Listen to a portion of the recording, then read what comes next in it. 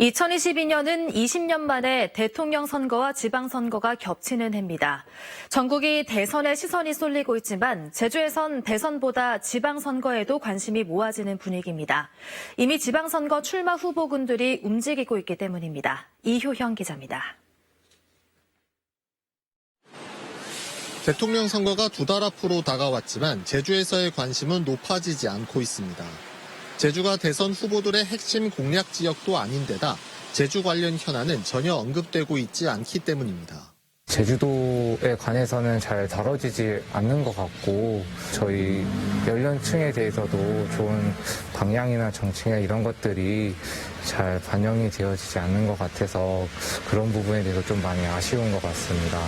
제주에선 오히려 대통령 선거 85일 뒤 치러지는 지방선거에 더 관심이 높은 상황입니다. 지역 정당에선 표면적으로는 대선 승리가 중요하다면서도 이미 지방선거를 겨냥한 물밑 작업을 시작했습니다. 더불어민주당 도지사 후보군들은 대선 판세를 지켜보면서 이미 선거 캠프 인선과 정책 구상 단계에 들어갔습니다.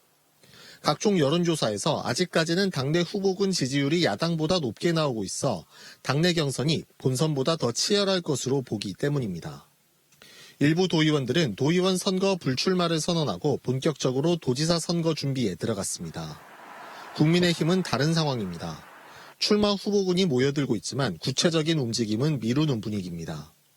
여론조사 지지율이 높은 후보군이 없어 대선이 가까워지는 시점에 후보 윤곽이 잡힐 것으로 보고 있습니다. 제주도의회는 이미 선거 체제로 들어갔습니다.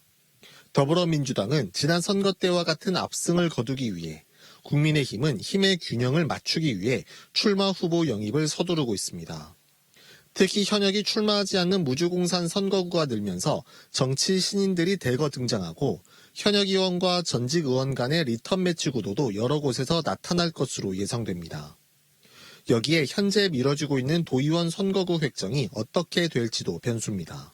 도민 유권자 입장에서는 정책이라든지 공약이 좀 제시가 되고 과연 누가 제주의 미래를 이끌 적임자인지 판단할 수 있는 좀 시간적 여유를 주는 게 바람직하지 않은가라는 생각을 하고 있습니다.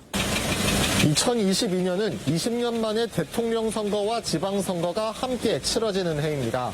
국가 권력과 지방 권력이 한꺼번에 바뀌는 이 중요한 시기를 지역의 현안과 갈등을 풀어낼 기회로 삼을 수 있도록 보다 치열하고 밀도 있는 논의가 필요할 것으로 보입니다.